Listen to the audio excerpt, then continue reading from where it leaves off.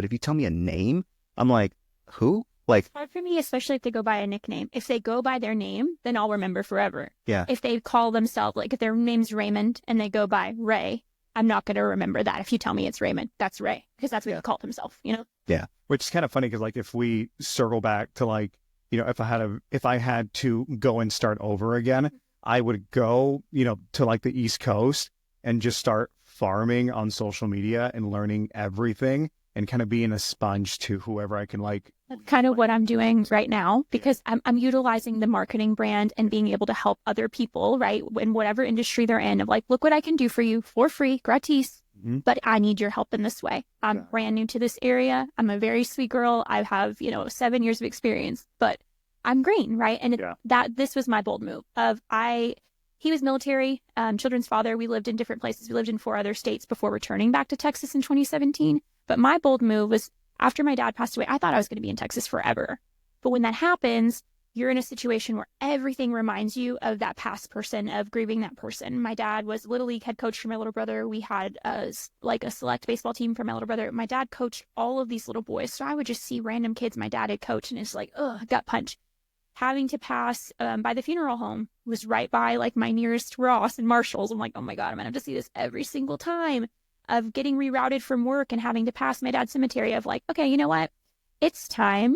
Even though I love Texas, Texas will always have a huge place in my heart. It's where I'm from. I sound like Sandy Cheeks. I love being from Texas, but at the same time, it was time to spread my wings in that way. So, I think it's whenever we want and whenever we feel ready. My kids are not older. My kids are 10 and 8. It was the right time they wanted the move from school. They wanted a fresh start where I wasn't feeling like I was taken away from their home or taken away from them. So my mom's coming in 2 weeks from Texas to visit. So they still have those bits from home and a family that are coming to see them and giving them lots of attention in that way. It's just different. And I feel like moves like that are terrifying, but sometimes super worth it. Well, and they help you grow, right? And even like exponentially in like a really short time, like you had mentioned.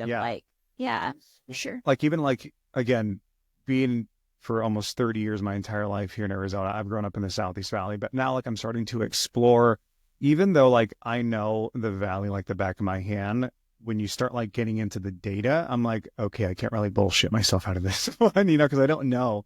And I hate lying to people, right? And so I've been kind of venturing out more like into North Phoenix, Central Phoenix, Scottsdale, North Scottsdale, Central Scottsdale, the Arcadia pocket that runs through Phoenix, Scottsdale.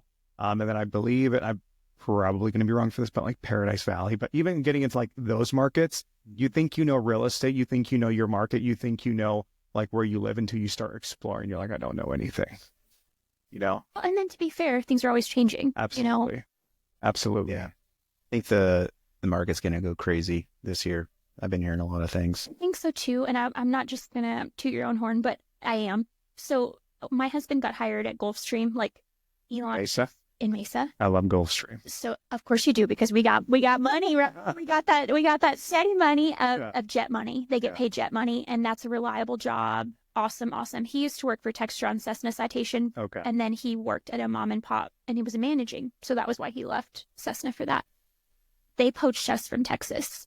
So yeah, it was like a $12 increase per hour. Explains why you're in Queen Creek, Santan, because it's right there. It is. Yeah. So he's Queen Creek and I'm Santan, and I work in Chandler. So it works itself out where we're hitting all of your southeast pockets of people. But I've been talking to a lot of real estate companies over there, both the rental company units and then, brand new home developments of how can we help each other? How can I get you out there? How can I help you make connections for all of those people and all these transfers that are coming in? Because my husband's a lead. He's a manager. So he's managing a team of 10 and he's always getting new people. So we created that conversation, and I got to be in somebody's welcome packet this past week, not knowing anybody, but being willing to ask, right? So like kind of what you're saying is like, niche, like go where you know, but sometimes like being bold and taking the risk of what you don't know pays dividends too.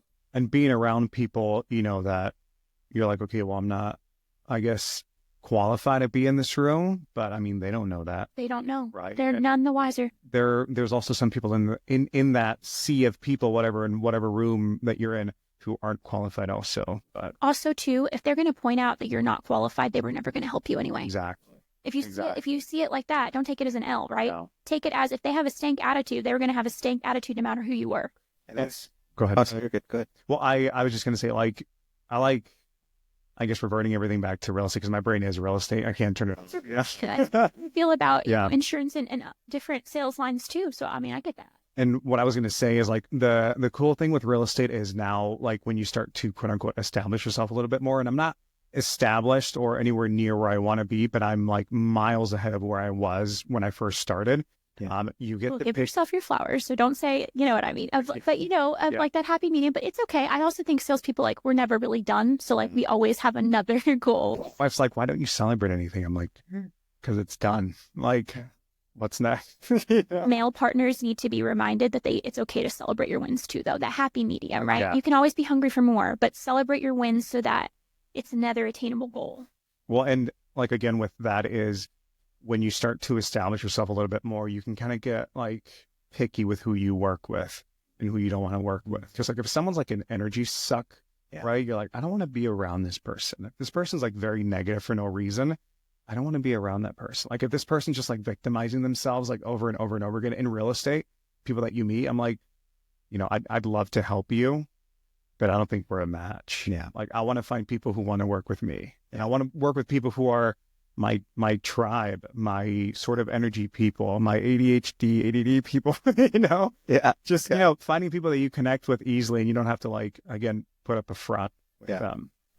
Yeah. That makes a lot of sense. I'm going back a little bit earlier. It's imposter syndrome. Like I never knew that was a thing. And like, I struggled with that like my entire life. And I feel you on that one. And it's just like one of the biggest things to overcome and realizing like, no, you do know your stuff. You know what I mean? Like you wouldn't be here and like, especially you wouldn't be in it for 6 years if you didn't know your stuff. You know what I mean? And it's just like interesting, like, because internally, you know, we can kind of like get to ourselves and not like make that realization unless somebody else like kind of like points it out. And, yeah, it's just weird. But imposter syndrome is also being fresh, right? Being new to whatever world or industry you're in. That like if you stick to it, right, and you just keep at it and you're consistently out there working and educating yourself, like that imposter syndrome goes away like that.